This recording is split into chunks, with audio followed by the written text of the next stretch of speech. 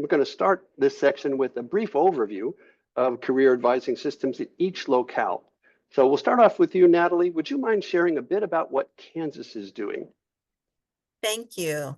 So the individual plan of study in Kansas is a state board of education outcome, and it is in Kansas administrative regulation.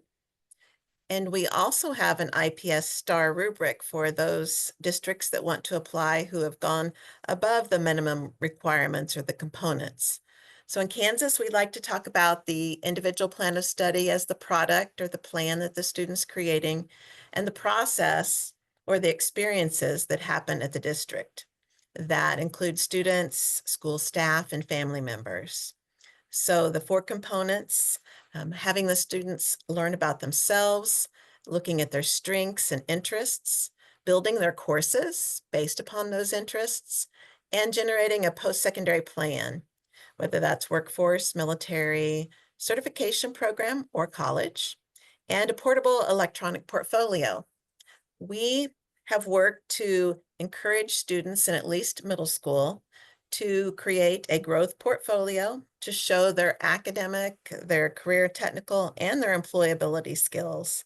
One thing we have also done is encourage students to reflect on their employability skills. We have developed a rubric that helps them understand and know where they need to work on those particular pieces. The Kansas Work-Based Learning Continuum, the first bullet is indicative of our individual plan of study. So increasing that individualization as the students connect their interests, skills, and goals with career possibilities. We have just recently completed a pre-K-12 IPS scope and sequence that includes those experiences and measurements at each grade level. We were fortunate to have leaders from the field provide samples that they were using. So everything that we're showcasing is what's done in Kansas. So at the elementary level, those career awareness experiences, middle school career exploration, and high school career preparation. And we want to include our career and technical student organizations because many of those provide opportunities within or outside of our school walls. This is a snippet from our individual plan of study digital reference guide. It is on our Kansas career development cycle. So starting out with knowing yourselves, we talked about understanding then what your interests, strengths, and values are, and to be able to explore. So elementary, exploring the industries, middle school, the career clusters, and high school career pathways. So exploring their options. And then as educators, we like to say it's our responsibility to provide them with accurate resources. So post-secondary degree prospectus information, labor market information, so that when they're ready, they can increase their knowledge and skills in their areas of interest, market themselves for future employment. Thank you, Natalie. Next, let's hear about a different state. Lisa, could you tell us about Massachusetts? Yes, thank you, John. Happy to be here today. I'm going to just put a extra little thing on the role that I play in the state. As an educational specialist, I'm actually grounded in our college career and technical education unit, overseeing the secondary supports. So that's why this work falls directly under me. As you can see here in this slide, we have the state has a definition of college career and civic readiness, which we really try to capture here on this slide. And it really summarizes, and it's predicated on our commitment as a state that every student in Massachusetts will gain knowledge, skills, and experiences in 3 domains: the personal, social, mental health piece, the academic learning and planning, and career development. Because we believe that attaining skills in all 3 areas are critical to successfully completing that post-secondary pathway that we want. And students need to be preparing for something that will interest them, that will engage them, and that will grow them into a place where they will be able to attain a family-sustaining wage. And of course, all of this is to ensure that our students are ready for active citizenship. And the way that we have this happen in Massachusetts is through what we call my career and academic plan. You'll hear me say MyCap throughout the rest of this presentation. Next slide. And MyCap is really predicated on, you heard Scott use the term, we also use it, about creating a scope and sequence. We believe that each domain is critical to the student development, and it's part of our youth development process. And so we want to make sure that as schools engage in preparing students for post-secondary success, that they are attending to all three of these domains. And within the scope and sequence, schools are asked to look at the learning objectives. What do we want students to know and be able to do in each of those domains in every grade? We currently have a 6 through 12 process, and this year our goal is to add the pre-K-5 scope and sequence, so we'll have a full pre-K through grade 12 at the end. Next slide. And I want to focus obviously on our career development model, because that is a key piece as students prepare for their life. And always, we've all been talking, so much of what we're talking about, we overlap, which is great to hear. I'm feeling supported by my fellow colleagues here, but always beginning with self-discovery. If our students don't know, can't identify their skills and talents and their passions, they'll forever be searching. And while we want them to continually explore, we don't want it to be done randomly. So as students discover who they are, they then engage in activities that we call career awareness, where they're going to learn about the world of work and in a broad range of industries, but hopefully beginning to think about, oh, I like that, I could do that. And then as they enter high school, leave middle school and enter high school, we see the exploration, again, learning through activities, becoming really project-based and technically savvy about exploring careers. And finally, engaging in immersive work, because we know that it's as they experience what they think they're interested in, it solidifies their choice, or it helps them to see that this isn't quite what I thought it would be, and be able to, because they've gone through this process, they know how to look, they know how to pivot, and they know how to make a different decision if they need to. The sequence of activities helps students really move from self-discovery into cognitive and experiential learning.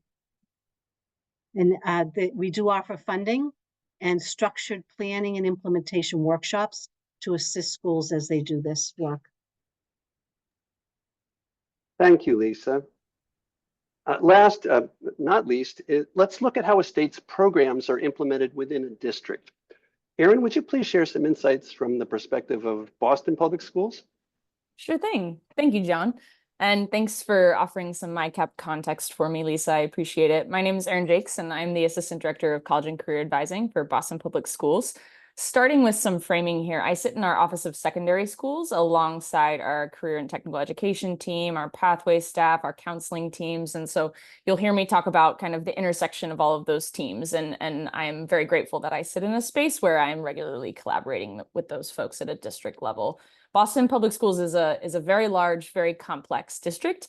We have many, many students across many, many schools, and each school has a very unique perspective and a very unique context in which they support their students. We have students who speak more than 66 different languages, who come from all across the globe, and we still prioritize some primary core focuses across all of these school settings, including our inclusive education strategies, equitable literacy, and college and career pathways. Next slide. So MyCap, as Lisa shared, stands for My Career and Academic Plan, and I call it in BPS very much a MyCap ecosystem because it is very much a living, breathing entity that we are constantly cultivating and connecting with folks across the city. So we have a set of core expectations that we've developed very much based on the state framework that Lisa presented. So we support all of our schools in developing a designated MyCap lead and MyCap team. And I think this is really critical. You've heard many presenters refer to kind of thinking about how the counselors are the experts often and the leads, and it's critical that they are engaging a full team of staff members to really develop buy-in and support across multiple roles. So this team usually consists of teachers, pathways, staff members, family liaisons, and other folks in the building who can help make those explicit connections across positions. We also support all of our schools in developing their own MyCap plan, which is based off of a district foundational scope and sequence. And so, like Lisa mentioned, we have a core set of activities and experiences across all of our grade levels. But each school gets to take that and create their own MyCap plan each year that maps out when these experiences will happen, what materials they're using, and how we are aligning and supporting our partners in sometimes filling some of those staffing and capacity gaps. We also have a district professional development that we offer every year. And it is an expectation that our schools participate and attend. We often have our schools leading these sessions or sharing their best practices, uplifting some of those implementation models that they've adopted within their own school buildings, because usually these look different across schools. And so it's helpful to have some of those core spaces for them to get together and share. We want all of our students at the core to engage in that foundational scope and sequence with those 4 to 6 experiences per grade level. These look like goal setting, career cluster experiences, conversations around values, maybe resumes, and our schools often take this district scope and sequence and create a much larger scope and sequence. There are many more experiences and activities than 4 to 6 per grade level that we hope for students. And we know these are going to vary school to school, often based on the pathways that are within the school or the staffing or the scheduling. There are lots of other factors. So to support this at a district level, we have a few key support systems in place. I mentioned the foundational scope and sequence already, and that's very much open access, so feel free to poke around and look in different lesson plans and folders and things like that. We provide a very high level of individualized coaching from myself or other folks in our district office. I'm often stepping in and doing train the trainer type spaces where we're building capacity both across district teams and our school-based teams. We provide the annual PD and training opportunities, both within the district, and we support folks in tapping into some of the state networks that Lisa mentioned.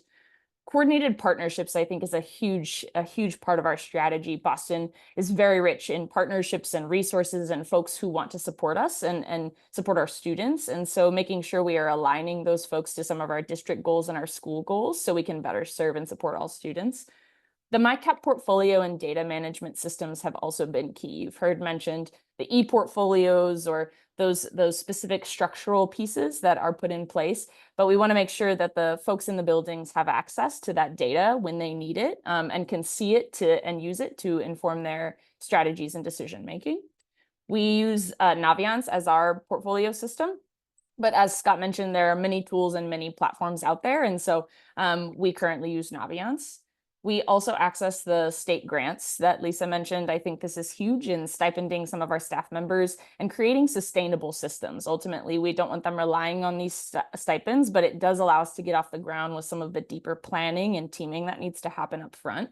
And then the cross-district alignment, I think, is key. We in Boston Public Schools have early college, we have CTE, we have innovation pathways. There are lots of different programs and lots of different systems, but really key to all of those is high quality seamless advising. And so we very much, we're working at both a district and a school level to connect all of those pieces so we can better support our students. Thank you, Erin. I'd like to invite Brandi, Natalie, and Lisa to come back on camera. And please enter any questions you may have at this point into the chat box, and we'll address as many as we can during the Q&A session a bit later. But now that we've heard about a variety of programs across our states and Boston Public Schools, let's dig in. And so I'm going to ask some questions of our panelists, and we'll get started with our conversation. So as you think about your state or district systems, what factors are most closely related to the successes that you're observing?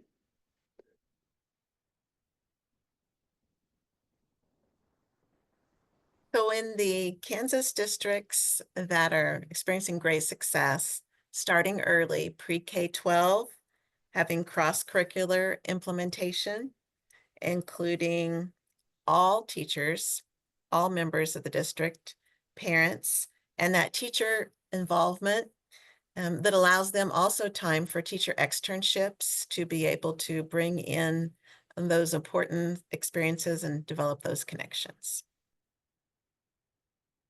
Thank you, Natalie. I would say that part of the state system successes would be the really the connectivity that we do at the state level. We have an educational vision for the state that's really, you know, cultivating the whole child, learning experiences that are real world and relevant, and then students receiving the supports necessary to be achieving academically. And those align with our MyCap system that we're also asking schools to engage in. So we have a vision that matches the work that they're doing, and then we connect that across our different offices in the department as well. So while it might come out of the College Career and Technical Education Office with the work that I do, working with the districts, they're also being supported for that academic component by our Center of Instructional Services. And their personal social is being supported by the school and family system. So I think it's that connectivity that we've worked really hard within the department, because I think anybody that's in a state position here, and maybe even in a district level, and there are silos that we always try and break down. So I would say connectivity is a really key to the success of what we're doing. Lisa, I'm going to kind of jump off of what you said there in terms of connectivity. Oh, so sorry. I turned my camera off and that threw me off. I was like, where did I go? So I would say when we're talking about like particularly the effective advising framework and kind of the success that we're seeing in the districts, it does sort of start with the district buy-in that we're getting. I talked about these district commitments. So the districts agree to this, right? So they're interested, but to see that buy-in, and then we have steering committees that help create the systems within the districts, and that includes someone from CTE, Career and Technology, from special populations, special education. I'm trying to think of who our other groups are. Administration, obviously, we have a member from administration, from the counseling department, and so what we've heard some feedback is that some of the most powerful pieces of the work that we're doing is creating not only an aligned K-12 system, but alignment between different departments and everyone kind of coming together and connecting those pieces so we create a meaningful experience for the whole child, right? So I would say that for sure. And if I could sneak in one other comment before Erin speaks, but just again, as Brandi was talking about, it's also that it's time consuming to set MyCap up. I could never deny that, but it becomes a whole school thing when you have all these departments connecting. It becomes a whole school, becomes the fabric of the school rather than another thing that they all have to do. So yeah, thanks. I completely agree and definitely echo, I think, a lot of the sentiments already shared.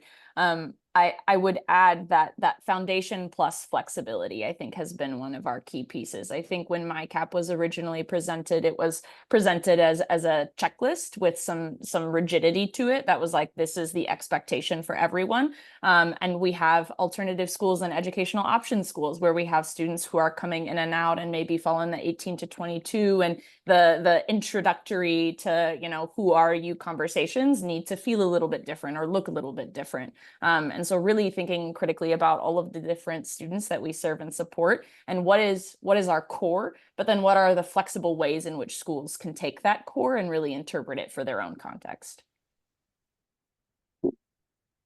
Yes, I'll kind of say on that topic too, Erin, in terms of like this checklist, that's sort of the approach that we're trying to get away from in Texas also, right? So we're trying to create a system versus a checklist. Also I was going to say one important thing I think is just really looking at the data with the districts, looking at their own scores, at what's really happening, because it creates buy-in, but it also helps them really see the value of the goals that they're setting, and the metrics to reach those goals. So besides that checklist mentality, I heard several of you mention, what are some of the other challenges to addressing career outcomes for all student populations, particularly thinking about the variety of student populations we work with, and how are you addressing these in particular? In Kansas, I'll give 2 examples. Some scenarios: early planned purposeful career awareness with those hands-on projects so that all students, it increases access and equity because it encourages non-traditional and special population students knowing they have completed this hands-on project and get exposed to it early. And another helpful partner in Kansas is Higher Paths.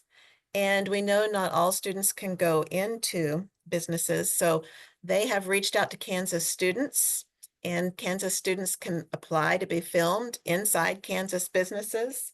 So I put the link in the chat, but some of those introduces them to being an electrical process engineer, heavy equipment technician, cybersecurity analyst, drone pilot, plumber, and robotics and automation engineer, just to name a few. So those students are getting a real taste of students like them in Kansas businesses. Yeah, that's great, Natalie. Other challenges that you've identified in your own systems and ways that you're addressing them? I think of in Massachusetts, I'm thinking more broadly when we're talking these questions, especially since I know Erin can give like the school view, which I think is great. I'm very fortunate to be on this call. But there are 2 things that come to mind for me is, it's the thing that we get pushback on is we don't have the time. We can't get this done. How do we do this? Because yes, creating a scope and sequence takes that MyCap team time to sit down and who can do it. And you put together some learning outcomes. Who's going to do that? Where's that going to happen? So there's time involved in that. We have provided funding, as I said earlier, that allows stipends for staff to be able to do this outside of the school time, so they're not all frantic, and so that everyone can do this, and so that it doesn't look like it's a counselor only thing, because we do want this to be whole school. So we try to help schools mitigate their time crunches. Another piece that I think is really critical is in strengthening career readiness is partnerships. We've worked hard to help schools learn how to develop those outside partnerships. You know, once, and schools can't do everything on their own. And we really don't want them to be alone. We want schools to be active members of their community. And so we want to be able to build those work-based learning experiences, and we need our communities to help us do that. So assisting districts and schools in developing partnerships, beginning with the workforce investment boards, which are just an amazing resource for all of our schools. But also getting at that local level, helping them discover and asking workforce boards to help schools discover where are those local people, how can we connect with them, and then adding additional opportunities to strengthen and facilitate access to all of those experiences that we ultimately want them to be having as they begin their departure from K-12. We want them to be able to be invested in the area that they're most interested in, most aligned with their own skills and passions. So for me, it's the two big challenges in working directly with the districts are time and partnerships. Lisa, you really stole my thunder there. Those were some of the exact things I was going to say. Not enough time, right? And that's why I always try to say the EAF is owned by the counseling program, but all the work isn't done by the counselors, right? So we really do try to, like you're talking about, we do a gap analysis and find out where are those gaps and how do we support them with partnerships and make some connections. So definitely a challenge. We also do offer some stipends for our districts, for those people who are putting in that time to plan the system. So I nearly said that in the question before, a reason for success is if you put a little funding towards it. It does help the motivation. And then they see the value and definitely continue the work. But yeah, I would say that I mentioned a lot of our districts were rural. So one of the challenges working in largely rural areas without as much availability. And so we've seen districts like building some connections between their programs. Even we have some that have like started using VR technology, virtual reality, and have like boards and stuff, but they bring in still people from like economic and industry and things to speak to the students, and using technology to do that when they can't always be there because it might take them, 4 hours a drive to get somewhere. So yeah. I think many of the challenges shared are, of course, first layer challenges that we experience in a district, especially at the size of Boston Public Schools and within our schools. And I think what I've found is there's a second layer of challenges actually that is where the change can happen. So if we're approached by a school team that says, the challenge is capacity, the challenge is time, like the challenge is, these types of pieces, sometimes the core challenges are a little bit different than just that high level. Like, great, let's talk about then how we inform your school staff, the difference now between a guidance counselor and a school counselor. Let's talk about really what that role looks like in your school building and how we can support you in maybe advocating with your teaching teams or with your school leader, or like, let's get into that part. If the challenge is time, okay, incredible. Let's look at your schedule. Where are there different pockets of time potentially that we're not leveraging in the ways that we could? Do you already have an advisory block that's happening, and what happens in advisory? Like, can you show me that curriculum? So I think we've kind of gone that layer deeper.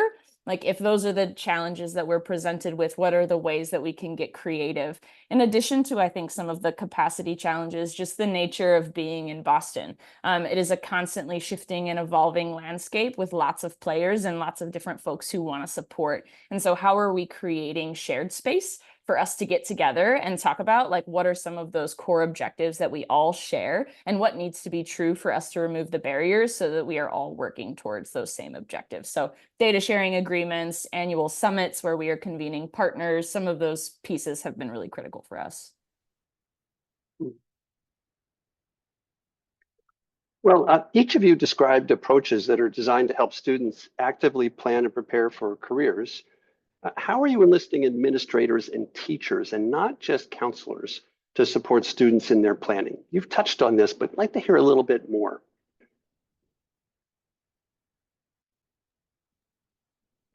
In the effective advising framework, we talk about in lever 3 an internal school culture of advising. So it really starts with helping them understand what is effective advising, what are the goals for the district, for the campus, and enlisting them as support partners and stakeholders that understand their role. So it's really trying to engage with them and looking at opportunities to use curriculum in certain classrooms, right?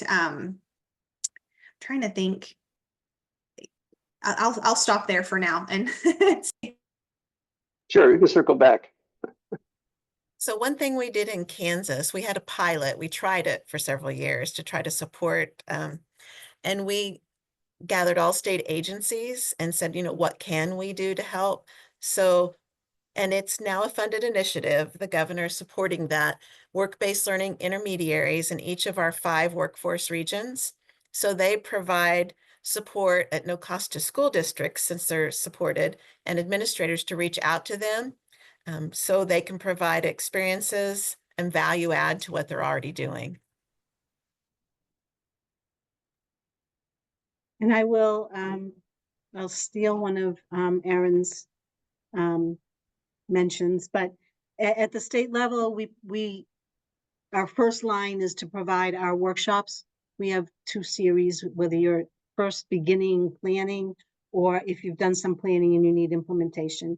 So we have a couple different forms of professional development that we use, but all of it is predicated on that every school that comes to these trainings will have a team. And they need to bring a team of not less than 4 people, and the team has to be a variety of roles. So they cannot bring, early on, many years ago, we had teams of counselors that would come. And we would say, if you come again, you cannot all come in together. And, you do need a teacher. And, we want this whole school. We want teachers talking to students about their futures, so recommending a team and making sure that it's not just one teacher, that there's a gen ed teacher, that there's a special education person, that there's an English language person, so that as they design their scope and sequence, they have input from all of the specialists and their teachers. And most importantly, which I do have to say we don't always get, but is an administrator. Because if you are talking about where you're going to do these activities or where you think something should happen, if a tweak in a schedule might help, only an administrator is going to do that. So it's really important that the administrators be the drivers of this and be part of the team. And the other piece that we do is that we help schools create communication plans for teachers, for families, and for students. How are you asking people to be involved in this? Will your student know that one of these activities is actually a MyCap activity? They don't, sometimes school happens to students instead of having students drive their school experience. So we keep that forefront, is that MyCap should be driven by students, likes and all of those other things that we've talked about. But it's important to help schools create that real communication plan so that when they're back in their schools, they can keep garnering buy-in from everybody. I think there are 2 parts of this question that I'll speak to quickly because I'm excited about a lot of the questions in the chat. The first piece quickly is some of the operational work that we're able to do behind the scenes. So aligning to quality school improvement plans or goals that administrators are setting, often the goals that they want in their school building. You heard Scott mention the connection between attendance, right? Students wanting to engage in the school building. We can offer MyCap as one of the strategies there. And so making some connections there for administrators to see like the value in doing this work with students and the ways that this might be a different strategy than one that they've considered. Also aligning to standards or objectives for our classroom teachers. I approached this work also as a middle school special education teacher. I was a middle school sped teacher in Texas. And so I was doing transition planning with my students as part of the IEP process. And so we have a new IEP in Massachusetts that incorporates the transition plan. And so this is just like a no-brainer of work that we were already doing with students. And so I think those are some of the operational pieces. What this looks like in conversation with teachers is often you're probably already doing this work. Wouldn't it be great if we developed some shared language and shared strategies to ensure that a student in 10th grade wasn't creating a resume in 5 different classes halfway and never creating a finished resume? Wouldn't it be great if we could make sure that a student actually had a finished resume instead of 3 halfway done resumes, right? And I think that really resonates with our school teams when we kind of do that reframing and we think about how can we all fit in the pieces of the puzzle instead of all try and independently build the puzzle in our different spaces.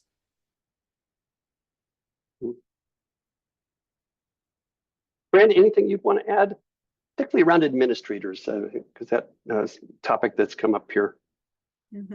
I feel like I said with it, like we definitely, that's our whole framework hinges on administrative support and buy-in from the district, right? One piece of that also, because we have teams like you were saying, Lisa, that has an administrator, counselor, and different roles, different teachers, CTE, special education, but making sure that the team has some authority to make decisions. And so that's one way, once we have that administrative buy-in, that they sort of give them some permission to make some decisions, right? To work with the teachers to say, hey, like, what are you doing in your classrooms that focus around advising, and how do we streamline? Totally hear what you say, Erin, about like, are we doing the same thing in multiple places and there's not a path? So really working to streamline that. I talked about the grade level expectations that they set. That spans across academic, career, personal and social, and financial literacy. So it's really having them look at everything that they're doing and how does that align K-12, but also enlist partners and teachers to help do those things. And Oh, thank you. So really curious, what would you all recommend to states and districts that are looking to strengthen their own systems and practices for student advising and career planning? One thank you I would like to give to another state agency in Kansas is our Kansas Department of Labor Market Information Services. They have categorized our labor market information in educator-friendly, family, student-friendly language. They've sorted it by clusters and pathways. They've developed a today's occupation booklet that transitions from right out of high school, a little bit of education, a little bit of college. So I think making those connections and making that information that changes every year accessible and easy to interpret. Thank you, Natalie, and thanks for making that connection to a peer agency too, and the contributions that they've made with your work in this space. Well, I would say, absolutely number one, we all just talked about, but I'll just reiterate, is ensuring that a team has the correct people on it, especially that administrator has to be driven and supported, and to be really hands-on and not just, sure, go ahead and do it. Because we've had some schools come who said, oh yeah, he said, sure, go ahead and do it. And it's like, well, that's a great endorsement. So that, and then every school should engage in some kind of a landscape analysis as they begin to create their MyCap, because teachers do things in their classrooms, and oftentimes counselors don't know it. Teachers often just incorporate it in their content area. In science, you'll see it all the time. We had a district one time that created a survey, which we now use and share with other districts. They asked all of their teachers, a simple survey, they were doing something about learning objectives, but their last question, open-ended question was, do you do anything that helps kids connect to careers? And they were shocked that 80% all responded with something in a description of a lesson where they've done something to help promote career awareness in their classrooms. This was done at the middle school level, but that really opened up for us a whole new piece of our training, because that's a key point. Look at what you already have. Do not reinvent the wheel, right? Talk about time, talk about connections, do a landscape analysis, and see how that goes. And then I just lost my train of thought because I had one of the extremely valuable point, I'm sure, but I will defer to our other presenters, and if I think of it, I'll ask to come back. Sure thing, Lisa. I can understand that. That happens to me often, Lisa. So one thing I really haven't said a lot about is engaging families and students. So we actually do like student surveys, family surveys to really make sure that we're meeting their needs, and also kind of finding out their perception of the advising system, of what's happening, along with like, what do they think, what do they need that they're not receiving? So really engaging those partners in conversation and in surveys in terms of what they're looking for. And then I would say sort of the same thing, Lisa, about looking at what they're already doing. So we talk a lot about how our effective advising framework is not a new thing. It's not more, right?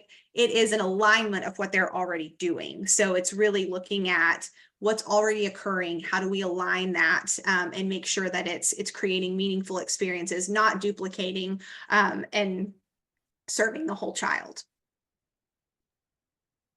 I think I would say that this is just such inherently relational work, and that sometimes getting just all of the folks in the room for the conversation is the hardest part. And then once you're in the room to have the conversation, you can do the things that Lisa mentioned about doing the landscape and having folks share what they're already doing. And I think often my role in my seat is facilitating those spaces, like hosting the space, leading the professional development, supporting our counselors in finding their leadership in their school buildings, supporting our teachers and elevating their voices, like being that facilitating role. I think sometimes we share out resources and we assume that they are just taken and used. And I think making sure that we're doing the deeper relational work with folks to help them think critically about their spaces and what they have control over.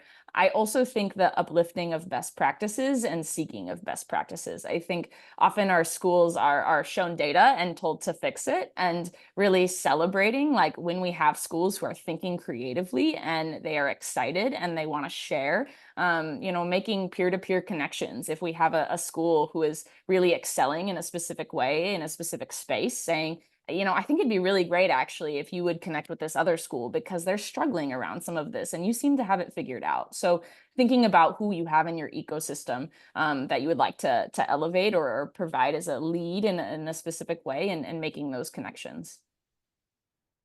Wonderful suggestions from you all.